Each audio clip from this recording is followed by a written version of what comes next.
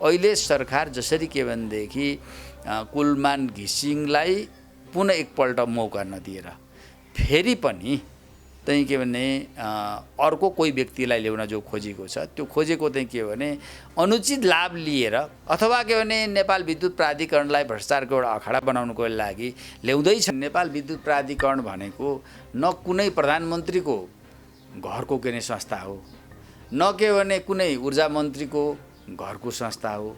त्यो संस्था भनेको त आम जनताको सरकारसँग सम्बन्धित संस्था हो। बालुवाटार र के भनेदेखि शक्ति केन्द्रहरूमा ब्रिफकेस बोकेर एक थरी के भनेदेखि भ्रष्ट तत्त्वहरू अहिले के भने दौडधुप गरिरहेका छन्।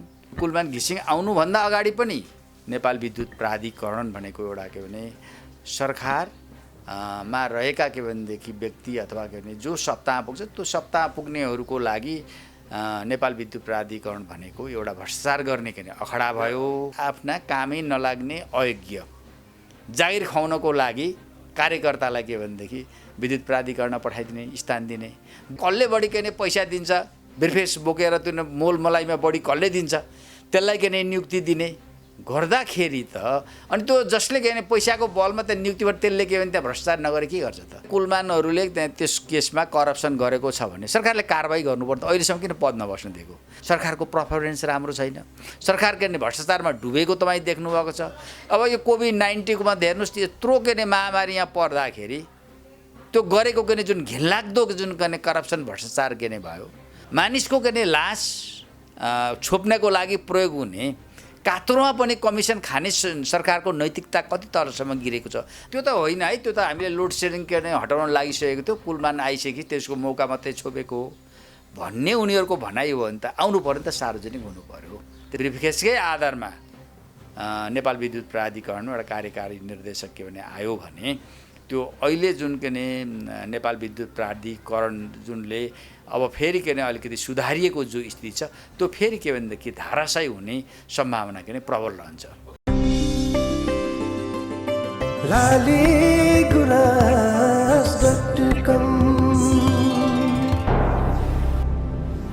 सबै खबर सबैका लागि। नमस्कार, हार्दिक स्वागत छ लालीगुराँस.com लालीगुराँस.com को लालीगुराँस संवादभित्र।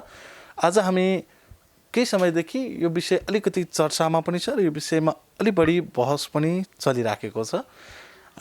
तत्कालीन अवस्थामा कुलमान घिसिङ रहेको नेपाल विद्युत प्राधिकरणको चाहिँ विशेष पद भनौँ, त्यहाँ चाहिँ निर्देशक पदलाई चाहिँ फेरि यो बेला विवादमा तानिएको छ। यो पद अन्य कोही व्यक्तिमा प्रदान हुँदैछ भन्ने कुराहरू आइरहँदाखेरि र यही पदमा कुलमान घिसिङ दोहोरिन्छन् कि दोहोरिनन् यो विषयमा अलिकति विशेष बहस पनि हुँदैछ। आज हामीसँग नेपाल भित्रबाट अलिकति बढी चाहिँ विषय विचार विमर्शमा जोडिराख्नु भएको अझै यसरी भनौँ प्रेस काउन्सिलका पूर्व अध्यक्ष र वरिष्ठ अधिवक्ता वर्णबहादुर कार्की आज हाम्रो बिचमा हुनुहुन्छ।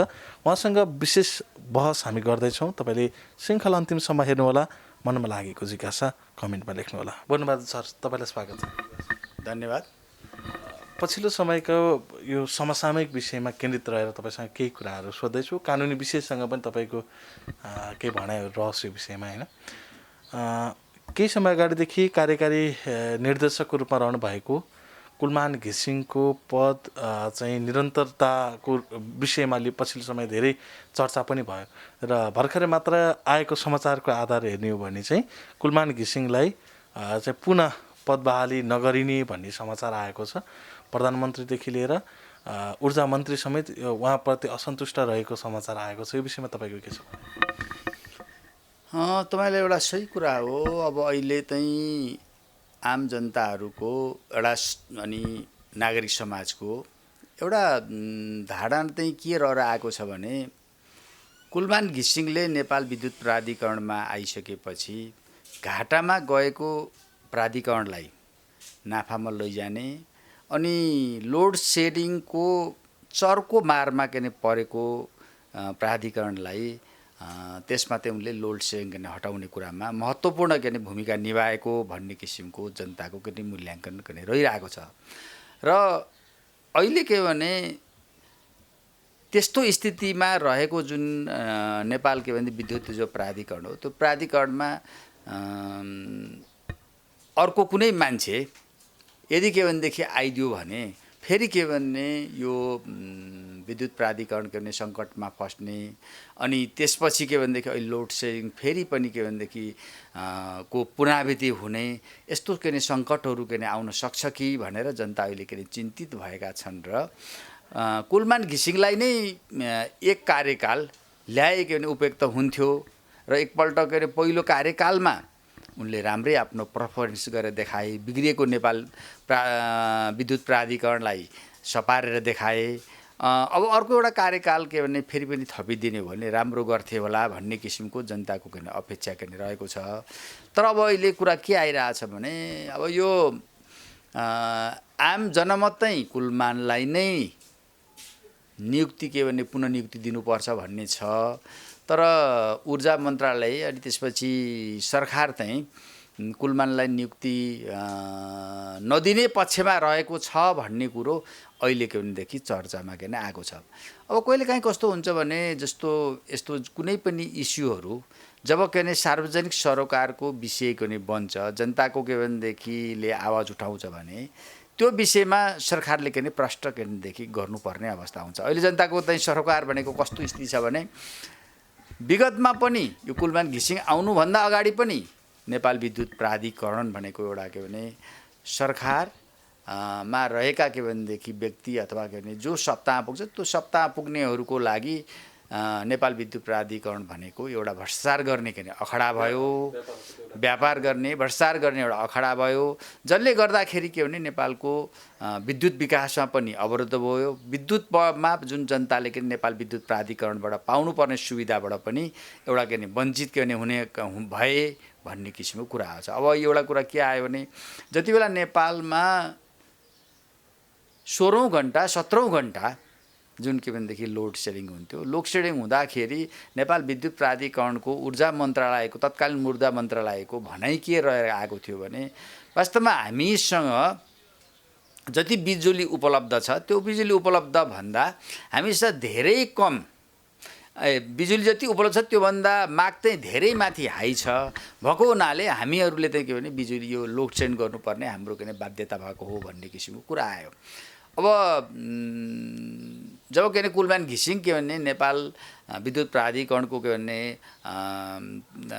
कार्यकारी जुन कार्यकारी निर्देशक भएर ऊ आइसकेपछि उनको कार्यकालमा त्यो लोड सेडिङ हट्यो अनि त्यसपछिको स्थितिमा चाहिँ किन हिजो लोड सेडिङ भएको रहेछ त भन्दाखेरि खास गरेर यो भारतबाट आउने के जो ब्याट्रीहरू भयो इन्भर्टर हो यस्तो कुरामा तीका के भने व्यापारीहरूलाई लाभ पुग्ने गरेर बिजुली दिन सक्ने लोड सेडिङ नहुने अवस्थामा पनि लोड सेडिङ भएको के देखाएर जनतालाई आतंकित बनाएर र चाहिँ यसरी के कमिसनको भ्रष्टाचारको चक्करमा गरेको रहेछ भन्ने कुरा आयो त्यो कुरा आएकोमा अहिलेसम्म सरकारले त्यो होइन है भनेर भन्न सकेको स्थिति पनि छैन त्यो भएको हुनाले अब अहिले फेरि एउटा प्रश्न उठेको छ के भने सरकार चाहिँ अहिले पनि ऊर्जा मन्त्रालय भयो त्यसपछि सरकार भयो त्यहाँ के भने नेपालको विद्युत विकासलाई कसरी गर्ने भन्ने भन्दा पनि आफ्नो किसिमको मान्छेलाई त्यहाँ लिएर गएर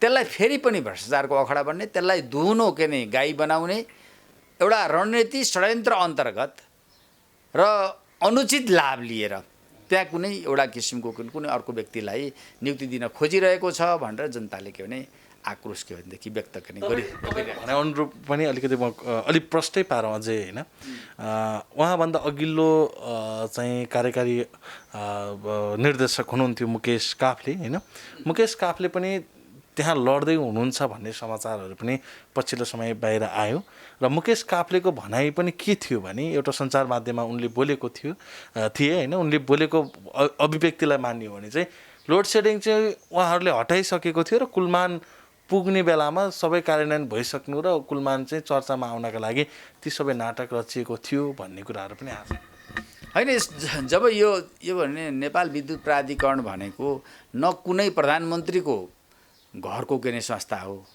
न के भने कुनै ऊर्जा मन्त्रीको घरको संस्था हो त्यो संस्था भनेको त आम जनताको सरोकारसँग सम्बन्धित संस्था हो त्यो राज्यको लगानीमा राज्यको कोषबाट सञ्चालित भएको कुनै संस्था हो। त्यो संस्थाको विषयमा हुने कुराहरूलाई जब कुनै जनताले प्रश्न उठाउँछ भने ती यो भारतबाट आउने जुन ब्याट्री र इन्भर्टरको लागि नै यो कुनै कृत्रिम लोड सेडिङ खडा गरिएको हो भनेर के भने जनताले आवाज उठाउँछ। अहिले के भने भएकोमा त्यो त होइन है, त्यो त हामीले लोड सेडिङ के भने हटाउन लागिसकेको थियो, कुलमान आइसके त्यसको मौका मात्रै छोपेको हो भन्ने उनीहरूको भनाइ हो भने त आउनु पर्यो नि त, सार्वजनिक हुनु पर्यो, त्यसको तथ्य त आउनु पर्यो नि, खालि मुखले बोल्दै त भएन।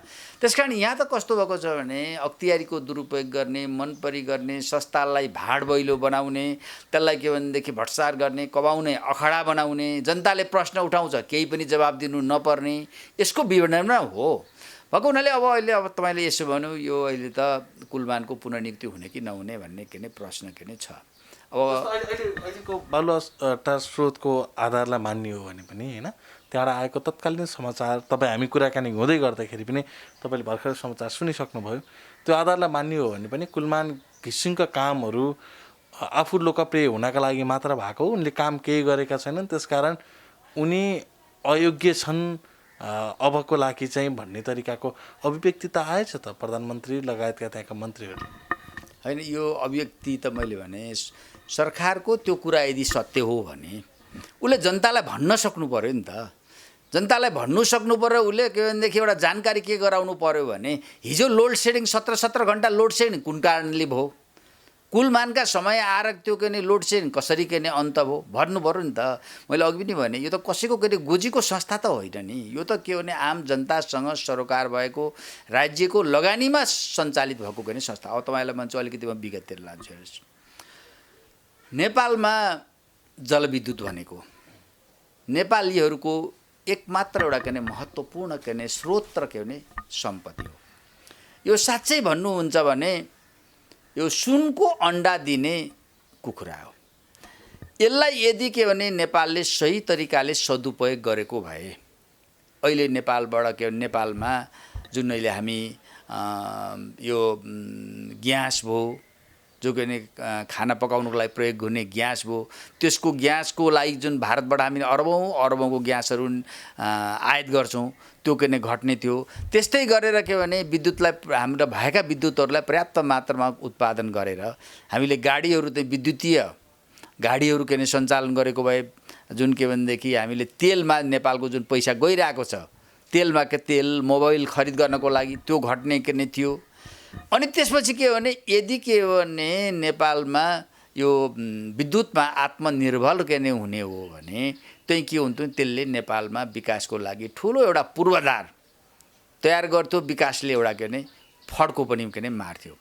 अब हेर्नुहोस् अहिले तपाईँ हेर्नुहोस् जलविद्युतको यत्रो के भने प्रचुर मात्रामा छ, प्रचुर मात्रामा पहिला त के भनेदेखि सरकारले के गर्यो भने यो जलविद्युत विकासको लागि कुनै के भनेदेखि प्रभावकारी योजनै बनाएन। किन बनाएन त प्रभावकारी योजना? त्यसको पछाडि नेपालमा एउटा त शासकको जो सत्तामा पुगे उनीहरू भ्रष्ट र भए, जनताप्रति राष्ट्रप्रति जिम्मेवार उत्तरदायी के नै भएनन्। त्यो भने खालि के भने कमाउने भाँडोको रूपमा मात्रै के भनेदेखि प्रयोग गरे। दोस्रो भनेको के हो भने भारतीय सत्ताको नेपाल नीति के हो रह्यो भने नेपालमा जलविद्युतमा आत्मनिर्भर नहोस्, जलविद्युतको यहाँ कमी भइरहेको होस्, अथवा यहाँ के भने जलविद्युत हुँदाखेरि नेपाली स्वयंले आफैले उत्पादन गर्न नसकुन्। उत्पादनै के भनेदेखि त्यो जलविद्युत उत्पादन गर्ने त्यो के भने आफ्नो परनिर्भर होस्, आफ्नो के भने पकडभन्दा बाहिर नहोस्। तपाईँ देख्नुहोस् यहाँ जलविद्युत दिने कुरामा भारतले हर क्षेत्रमा के गर्छ भने जलविद्युतका के ठुला नदी खोलाहरू के ओगटेर राखेको छ, तर के गर्छ भने त्यसलाई के भने उसले समयमा के बनाइदिँदैन। उसको नीति नै भनेको भने नेपालमा त्यो जलविद्युत बनुन्, यहाँ बनेका जलविद्युत भारतमा पनि तिनीहरू के निर्यात र भारतलाई पनि त्यो पुगोस् भन्ने भारतीयको हुँदै होइन। भारतीयहरूको त के भने यहाँ जलविद्युतै निर्माण भएन भने नेपालको जति पनि के नदीहरू छन् त्यसको जुन करेन्ट पानी हो नि, पानी त्यो कहाँ जान्छ? भारतमा के पुग्छ। भारतमा पुग्ने भएको हुनाले यहाँ जलविद्युत उत्पादन गर्ने बित्तिकै त ड्यामहरू बनाउनु पर्यो। खोलाको के भने के पानीको धार के भनेदेखि के हुन्छ, त्यो करेन्ट कम हुन्छ, कम हुने बित्तिकै के हुन्छ भने भारतमा पानीको फ्लो कम हुन्छ भनेपछि त भारतको सधैँभरि नीति चाहिँ नेपालको चाहिँ के हो भने यहाँ के भने जलविद्युत नबनुन् र त्यो के हो भने बन्दाखेरि पनि के हो भने एउटा प्रभावकारी नहुन् भन्ने किसिमको कुरा हो। त्यसकारण एकातिर सरकार भ्रष्ट र त्यसलाई के भनेदेखि कमाउने बाटोतिर किन लाग्ने, अर्कोतिर के भनेदेखि भारतीयहरूको नि यो चलखेल रहने लड्दाखेरि अहिलेसम्म तपाईँले के भने जलविद्युतको क्षेत्रमा विकास न। अहिले तपाईँ देख्नुहोस् आखिरी नेपालमा के भने जलविद्युतको विकासको लागि त स्वदेशी लगानीबाट पनि त हुँदो रहेछ नि त। अनि कैयौँ निजी क्षेत्रबाट के लगानी गरेका छन्। जनतासँग हातेमालो गाएर सहकार्य गरेर जनतालाई के प्रोत्साहित गर्ने हो भने त जनताको के भएका पैसाहरू नेपाली नागरिकसँगै भएका पैसाहरू के भने जलविद्युतमा के लगानी गर्ने हो भने त्यो लगानी गर्नेहरू पनि लाभान्वित हुँदो रहेछ, राष्ट्रलाई पनि त के भनेदेखि लाभान्वित के हुँदो रहेछ नि त। तर अहिलेसम्म के हो भने जलविद्युतको क्षेत्रमा तपाईँले हेर्नुहोस् कि त्यो भ्रष्टाचारको अखडा बनेको, त्यसको के सुविधा नदिएको गर्दाखेरि कैयौँ के जलविद्युतका प्रोजेक्टहरू के समय सुरु नै नहुने, समय नहुने स्थिति के भनेदेखि के आएको के छ। र अहिले पनि अब के देखिन्छ भने सरकार जलविद्युत विकासकोमा संवेदनशील रहेको, जिम्मेवार र उत्तरदायी रहेको भन्ने कुरो देखिँदैन। किनभने जबसम्म सरकार जलविद्युतको विकास गर्नको लागि त्यसलाई प्राथमिकता राख्ने त त्यही अनुसारको संरचना चाहियो, त्यही अनुसारका के भनेदेखि मानिसहरूको के नियुक्ति के गर्नु पर्यो भनेपछि त अहिले त के भने कस्तो स्थिति छ त। हुन त राज्यका अन्य निकायहरू पनि त्यसरी नियुक्ति दिने गरेको छ। अहिले त एउटा भनेको के भने आफ्ना कामै नलाग्ने अयोग्य जागिर खुवाउनको लागि कार्यकर्तालाई के भनेदेखि विद्युत प्राधिकरण पठाइदिने, स्थान दिने। दोस्रो भनेको के भने कसले बढी के पैसा दिन्छ, बिर्फेस बोकेर त्यो मोल मलाइमा बढी कसले दिन्छ त्यसलाई के नियुक्ति दिने गर्दाखेरि त अनि त्यो जसले के पैसाको बलमा त नियुक्तिबाट त्यसले के भने त्यहाँ भ्रष्टाचार नगरे के गर्छ त। त्यो कमाउनु त भ्रष्टाचार गर्नु पर्यो होइन। भएको हुनाले यी सबै कुराले गर्दाखेरि अब मलाई लाग्छ अब यो अहिलेको जुन सरकार छ यो चाहिँ यति नाङ्गो भइसकेको स्थिति छ कि उसले जनताले तैँले भ्रष्टाचार गरिस् नगर भनेर ऊ के सुन्नेवाला छैन। उसले भ्रष्टाचारलाई म यसै नाङ्गेँ उसै नाङ्गेँ, जति दिन के भने सरकारमा टिक्ने हो, भ्रष्टाचार गर्ने हो, पैसा कमाउने हो भन्ने के भनेदेखि लाइनमा छ। अहिले जनताले यत्रो चरको दबाब दिएर के भने दिएर चाहिँ त्यहाँ उपयुक्त मान्छे आओस् के नेपाल विद्युत प्राधिकरणमा भन्ने जुन के आवाज उठाइरहेको छ त्यसको सट्टा होइन अब यहाँ के दुनियाँ बहानाबाजी गरेर चाहिँ अब कस्तो किसिमको मान्छे केदेखि ल्याउने अथवा के भने अर्को त्यस्तो किसिमको काम नलाग्ने त्यो संस्थालाई हिजो जस्तै बिगार्ने मान्छे ल्याउने भन्ने किसिमको उसमा के सरकार लागेको भन्ने कुरा त सुन्नमा आइएको थियो। र हिजोसम्म त हल्ला के चल्यो भने नियुक्ति त अब के भइसक्यो अरे भन्ने कुरा नै आयो। तर आज के भने त्यो के होइन भन्ने कुरा आएको छ। यसले के देखाउँछ भनेदेखि के यस्तो हुन्थ्यो जस्तो मैले यो भनाइ पनि होइन, त्यहाँ कुलमान घिसिङै आउनुपर्छ भन्ने कुरा पनि नहुन सक्छ। तर सरकारले एउटा विश्वास दिनु पर्यो भने कि त कुलमानलाई किन रिपिट गर्नु पर्यो कि ल्याउँदाखेरि कुलमान घिसिङ भन्दा राम्रो मान्छे सरकारले दिन्छ भन्ने किसिमको जनताले विश्वास दिलाउनु परेन होइन। अब यहाँ त के आइरहेछ भने बालुवाटार र के भनेदेखि शक्ति केन्द्रहरूमा ब्रिफकेस बोकेर एक थरी के भनेदेखि भ्रष्ट तत्त्वहरू अहिले के भने दौडधुप गरिरहेका छन् भन्ने कुरो आइरहेको छ नि त छैन। त्यो हो भने त यो त के भने एकदम विडम्बनापूर्ण कुरा हो। भएको हुनाले तपाईँलाई लाग्छ यही तरिकाले अगाडि के बढ्यो र अर्को के ब्रिफकेसकै आधारमा नेपाल विद्युत प्राधिकरणमा एउटा कार्यकारी निर्देशक के भने आयो भने त्यो अहिले जुन के नेपाल विद्युत प्राधिकरण जुनले अब फेरि के अलिकति सुधारिएको जो स्थिति छ त्यो फेरि के भनेदेखि धाराशायी हुने सम्भावना के प्रबल रहन्छ। अब म थोरै कुलमानका केही राम्रा पक्ष र केही सहज पक्षसँग थोरै केन्द्रित रहन्छु। कुलमान रहँदाको यो 4 वर्षको उहाँको कार्यकाललाई तपाईँले कुन तरिकाबाट हेर्नुभयो र कुन कुन काम कुलमानको राम्रा थिए, कुन कुन काम सुधार्न पर्ने बाटोमा गएका थिए तपाईँको विचारमा? अब हेर्नुहोस् मैले अब नेपाल विद्युत प्राधिकरणको कुलमान आइसकेपछि त्यहाँका सबै के भनेदेखि भित्री कुराहरू त मैले त्यसरी अध्ययन गरेको छैन, मैले त्यो चाखको पनि दिइनँ। तर मैले यति एउटा नागरिक भएको हैसियतले चाहिँ मैले के अनुभव गरेको छु भने कुलमान घिसिङ के भनेदेखि त्यसको कार्यकारी निर्देशक भएर आइसकेपछि 16-17 घन्टा जो लोड सेडिङको मारमा नेपाल परेको थियो त्यो लोड सेडिङ एउटा कुरा हट्यो। दोस्रो कुरो सधैँभरि प्रश्न के उठ्थ्यो भने नेपाल विद्युत प्राधिकरणले जनतालाई दिने सेवा चाहिँ के भनेदेखि लापरवाहीपूर्ण छ, त्यसले के हो त भने प्रभावकारी सेवा दिन सकेको छैन भन्ने प्रश्न उठेको थियो। ऊ आइसकेपछि किन प्रभावकारी सेवा दिएको अनि त्यसपछि गुनासो पनि कम सुने गरेको कुरा थियो। अब तेस्रो भनेको चाहिँ कुरा के हो भने यो अहिले के भनेदेखि त्यो यो नेपाल विद्युत जुन प्राधिकरणले विद्युतको क्षेत्रमा केही उल्लेखनीय कामहरू गर्दैछ, योजनाहरू के बनाउँदैछ, कार्यान्वयन गर्दैछ भन्ने किसिमको कुराहरू पनि त्यसरी के भनेदेखि आएको भने मैले देखेको चाहिँ कुरा भने यिनै आधारमा के हो भने किनभने यदि कुलमान घिसिङको समयमा यदि के भने नकारात्मक काम भएको हुँदा उनका उसलाई पनि पछारेर आउने अन्य प्रतिस्पर्धी त थिए, त्यहाँ उनीहरूले आलोचना गर्न सक्थे होइन, अथवा आम जनताबाट पनि त्यसको के आलोचना आउन सक्थ्यो। जस्तो के भन्नु न, जस्तो उहाँले बोल चाहिँ खरिद गर्दाखेरिको विषयमा एकदमै चर्चा पनि आयो, एकदमै घोटाला भइरहेछ, कुलमानले चाहिँ घोटाला गरे भनेर राष्ट्रिय मिडियामै आएको थियो त्यो समय समाचार होइन। त्यो हेर्नु जस्तो के भने कुलमानको घिसिङ जस्तो मैले सुनेकोसम्म के भने त्यो जुन के भने बल्ब हो, बल्ब सरकारले के भनेदेखि उपलब्ध गराउने, सरकारले उपलब्ध गराएको बल्ब त विद्युत प्राधिकरणले बाँड्ने भन्ने कुरा मैले सुनेको है। त यदि होइन त्यहाँ के भने कुलमानहरूले त्यहाँ त्यस केसमा करप्सन गरेको छ भने सरकारले कारबाही गर्नुपर्छ। अहिलेसम्म किन पद नबस्न दिएको? त्यत्रो के भने करप्सन गर्दा पनि सरकार किन आँखा चिम्ल्यो? त्यस कारण यो कुरो त त्यो अलिकति मिल्दो कुरा भएन। यदि हो भने त्यो कुरो के भने सार्वजनिक के भने हुनु पर्यो। अहिले जति बेला के भने अर्को के भने मान्छेलाई एउटा अनुचित लाभ लिएर कोही मान्छेलाई नियुक्ति गर्ने बेलामा आएर चाहिँ यहाँ के भने बलमा के भने करप्सन भ्रष्टाचार भयो, त्यसमा कुलमानको हात छ भनेर अहिले भएन कि त्यो यथोचित कुरा ल्याउनु पर्यो। दोस्रो कुरा के गर्नु पर्यो भने विद्युत प्राधिकरणको कार्यकारी जुन निर्देशक नियुक्ति हुँदाखेरि सबभन्दा के भने योग्य, सक्षम, इमान्दार कि मान्छे के भने ल्याउनु पर्यो। अब अहिले त तपाईँले देख्नुहुन्छ सरकारले अब सरकार भनेको त जनताबाट निर्वाचित सरकार हो। यो सरकार भनेको झन्डै 2/3 जनमत प्राप्त गरेको सरकार हो। अहिले तपाईँ देख्नुहुन्छ सरकारले के कुरा गर्छ त्यो पनि जनताले शङ्का गर्छ। जनताले किन शङ्का गरेछ? आफैले मत दिन्छ अनि त्यसको के अहिले शङ्का गर्नुपर्ने कारण के हो? सरकारको पर्फर्मेन्स राम्रो छैन, सरकार के भ्रष्टाचारमा डुबेको तपाईँ देख्नुभएको छ।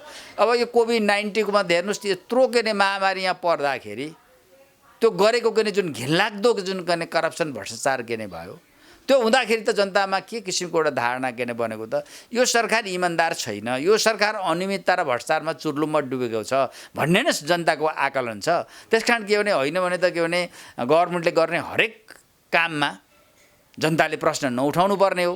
त्यो उठाएको हिसाबले पनि के देखिन्छ भने अहिले सरकार जसरी के भनेदेखि कुलमान घिसिङलाई पुनः एकपल्ट मौका नदिएर फेरि पनि चाहिँ के भने अर्को कोही व्यक्तिलाई ल्याउन जो खोजेको छ, त्यो खोजेको चाहिँ के भने अनुचित लाभ लिएर अथवा के भने नेपाल विद्युत प्राधिकरणलाई भ्रष्टाचारको एउटा अखाडा बनाउनुको लागि ल्याउँदैछ भन्ने जुन जनताको जो आरोप छ, त्यो आरोपलाई के भने सत्य जस्तो के देखिन्छ। अब यो त तपाईँले देखेका पार्टहरू भए, तपाईँले अघि पनि भनिसक्नुभयो कि करप्सन गर्ने पार्टहरू रहला होइन। कुलमान नेतृत्वमा रहिरहँदाखेरि या त्यो ठाउँमा रहिरहँदाखेरि उनको आक्रोशपनहरू जब काम नहुँदाखेरि उनी फिल्डमै गएर चाहिँ प्रस्तुत हुने उनका शैलीहरूले पनि जनताको मन जितेको थियो।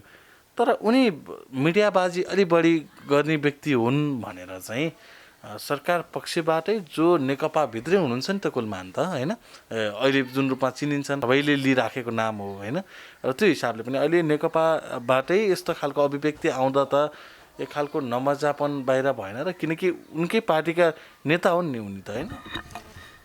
अब यो मलाई के लाग्छ नि, यो प्रचारबाजीको कुरा पनि कस्तो भन्नुहुन्छ भने नेपालमा जति पनि व्यक्ति विभागमा पुग्ने, संस्थामा पुग्ने, जहाँ पनि जसले के भने एउटा जिम्मेवारी लिने नि, ती व्यक्तिहरू जुन गएका व्यक्तिले कसैले पनि प्रायः जसले राम्रो काम नगर्ने, खराब काम गर्ने। अब यो कुलमान घिसिङ नियुक्ति भइसकेपछि जब 16-17 घन्टाको लोड सेडिङ हट्यो नि, हटेपछि त्यो त जनताको लागि त के भने ठुलो कुरा भयो नि त, सोच्दै नछुकेको कुरा भएपछि त यो अहिले के भने जो प्रचारबाजी त बढी गरेर के भने जनताबाट भयो। यसले त एउटा के सन्देश गयो भने यदि राम्रो काम गर्ने मान्छे के भनेदेखि कोही आउँछ भने जनताले समर्थन गर्छ, खराब काम गर्न आउने छ भने जनताले आलोचना गर्छ, असल काम गर्ने मान्छे छ भने त्यसलाई के भने जनताले अहिले जति पनि के भने यो कुलमान घिसिङको बारेमा जो बढी लाग्छन् जम्मै उनका के मान्छे हुन् र ती होइन नि त। उसले त के भने जे प्रोफेसन गरेर देखे त्यसको के भने उनीहरूले 16-17 घन्टा लोड सेडिङ हटेको हुनाले हो, के कारणले हटो भन्ने किसिमको त कुलमान घिसिङ आएर पनि हटाएको भन्ने कुरा गर्ने जनता भन्छन् होइन। अब अर्को कुरा अर्कै कारणले हो भने त्यो त सरकारले भनिदिनु पर्यो होइन, त्यो त अहिलेसम्म उसले के भन्न सकेको छैन। भएको कुराले यो प्रचारबाजीको कुरो त कस्तो भने यो त जनताले गर्यो, नागरिकले के त्यति सामान्य हुन त त्यति सामान्य कुरा गर्दाखेरि पनि लोड सेडिङ त्यो हट्दाखेरि पनि जनताले वाइ वाइ गरेको त्यही कुरा अहिले के भने तपाईँ देखिहाल्नु छ। अहिले सामाजिक सञ्जालदेखि लिएर मिडियामा लिएर अब त्यहाँ हुँदा अहिले त कस्तो स्थिति छ भने उनीहरूलाई ल्याउनु पर्छ भनेर एउटा के अभियान नै चलाएको छ। ती अभियान चलाउने मान्छे कुनै के भनेदेखि ऊबाट कुनै अनि उनले सबै के भनेदेखि उनीहरू परिचालित मान्छे त होइनन् हुन् त। अब यो प्रसङ्गभित्र अलिकति गहिरहेको कुरा जोडिहाल्छु। जस्तो कुलमान घिसिङ जब चाहिँ कार्यकारी प्रमुखकोमा हुनुहुन्थ्यो होइन, त्यो बेला जब कार्यकारी निर्देशकको रूपमा पद धारण गरिराख्नु भएको थियो त्यो बेला नेपालमा चाहिँ विशेष गरी सङ्कट खडा भएको थियो, किनभने त्यो बेला भुइँचालो पनि गएको थियो र तत्कालीन अवस्थामा चाहिँ भारतले चाहिँ नेपालमा नाकाबन्दी गरेको थियो। त्यो समयमा विद्युतको एकदमै धेरै माग थियो, किनकि अब त्यो बेला ग्यास पाइन्न थियो होइन, विद्युतबाट चल्ने हरेक चिजहरू चाहिँ बढी आयात हुन्थ्यो र तिनै प्रयोग हुन्थे भनौँ न होइन। खाना पनि विद्युतबाटै पकाइन्थ्यो र केही ठाउँमा मात्र चुलोको प्रयोग भएको थियो। त्यो समयलाई हेर्ने हो भने पनि त कुलमान घिसिङले त्यस्तो बेलामा पनि उसले रिक्स त मोलेका थिए नि। हो त्यही त हुन्छ त। अहिले हामीले एउटा के गर्नु हुँदैन भने जनताले जुन कुरा मूल्याङ्कन गर्ने गरिरहेको छ, मूल्याङ्कन ती जनताले पनि त्यसै के भने केही नबुझी त गरेको छैन, बुझेर गरेको छ, त्यो भोगेको छ होइन। अब त्यो स्थिति भएको हुनाले अब कुलमान घिसिङले चाहिँ जुन समयमा त्यो जुन जनताले राहत पायो त्यो राहत पाएको हुनाले नै जनताले त्यसलाई के भनेदेखि प्रशंसा गरेको हो, समर्थन गरेको हो। अहिले जनताले फेरि के भने कुलमान घिसिङलाई नै फेरि निर्देशकको रूपमा पुनर्नियुक्ति दिँदाखेरि जनताले फेरि के अरे जनताले अरूको त जनताको कुनै इन्ट्रेस्ट छैन नि त। जनताको इन्ट्रेस्ट भनेको त के भने यो अहिले लोड सेडिङ फेरि के भनेदेखि पुनरावृत्ति नहोस्। त्यो के भने नेपाल विद्युत प्राधिकरण राजनीतिक अथवा के सरकारका के भने मन्त्री लगायतका अथवा के भने राजनीतिक दलका के भनेदेखि व्यक्तिहरूको भ्रष्टाचार गर्ने अखडा नबन्नुहोस् भन्ने न हो, अरू त के हो र। अब थोरै प्रसङ्ग बदल्छु र सरकारको नेतृत्वसँग केन्द्रित पनि रहौँ। तपाईँसँग बसिसकेपछि यो कुरा पनि जोडौँ न होइन। अहिले जुन रूपमा सरकारप्रति उठ्ने औँला उठ्ने केही पाटहरू छ, सरकार अलि भ्रष्ट भयो, यस्तो बेलामा पनि सरकारले चाहिँ भ्रष्टाचारको चाहिँ अखडा बनाइराखेको छ, स्वास्थ्य क्षेत्रलाई भन्ने तरिकाको पनि आवाजहरू उठिराखेको छ। तपाईँले यसलाई कुन रूपमा लिनुभएको छ? साँच्चैकै स्वास्थ्य क्षेत्रमा विशेष गरी यो पिसिआरदेखि लिएर विभिन्न यो सामग्रीहरू, स्वास्थ्य सामग्रीहरू बाहिरबाट किटहरू नेपालमा आएको छ, ती चिजहरूमा भ्रष्टाचार भएको जस्तो देखिन्छ? अब यो सरकार त करिब करिब मलाई के यस्तो लाग्छ भने एउटा गम्भीर परिस्थितिको मूल्याङ्कन गर्न नै नसक्ने एउटा के भने असक्षम सरकार रहेछ भनेर के भनेदेखि हामीले के नै मान्नुपर्छ। जति बेला यो कोभिड-19ले चीनमा के भनेदेखि हलचल ल्याइरहेको थियो, त्यसपछि युरोपतिर हिट गरिरहेको थियो, त्यति बेलाको स्थितिमा चाहिँ अब त्यसको प्रभाव चाहिँ नेपालमा पनि के आउन सक्छ। त्यो के भनेदेखि त्यसले धुलै भयावह स्थिति सिर्जना गर्न सक्छ। त्यसकारण समयमै यसको के भने सरकारले राज्यको तर्फबाट त्यसको महामारी सम्भावित महामारीबाट आम नागरिकलाई बचाउनको लागि विशेष कार्यक्रम बनाउनु पर्छ भन्ने त सोचै देखियो। त्यति बेला त के हो त्यो भने भ्रमण वर्ष मनाउने भनेर पो प्रचारबाजी गरिरहेको स्थिति थियो। अनि त्यसपछि जब चाहिँ त्यसले गाँच्न थाल्यो नि, थालेपछि केही तयारी पनि छैन, केही पनि छैन, एक्कासी के गर्यो लकडाउन गर्यो भने कति केटाकेटी पनि के भने मूल्याङ्कन, किनभने त मूल्याङ्कनको सरकार भइसक्यो, सरकारले त परिस्थितिको मूल्याङ्कन गर्नु पर्यो भनेन। अनि त्यसपछि के भने त्यो के भने लकडाउन के भनेदेखि भएको बेलामा जनतामा आतङ्क सिर्जना जो भइरहेको थियो, त्यति बेला त्यति बेला त त्यो स्थिति यस्तो स्थिति हो कि त्यति बेला के भने सबैले त्यो सङ्कटमा दान गर्नुपर्ने कन्ट्रिब्युसन दिनुपर्ने अवस्था हो कि होइन। त्यसमा पनि सबभन्दा बढी जिम्मेवार र उत्तरदायी हुनुपर्ने त कसले? प्रधानमन्त्रीले हुनु पर्यो, सरकारले सरकारका निकायले हुनु पर्यो।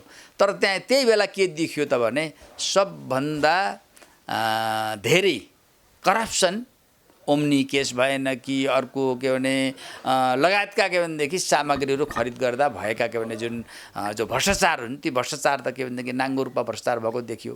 अनि जनताले प्रश्न उठाए कस्तो सरकार होला लो मानिसको के लास छोप्नको लागि प्रयोग हुने कात्रोमा पनि कमिसन खाने सरकारको नैतिकता कति तलसम्म गिरेको छ भनेर जनताले प्रश्न उठाए नि।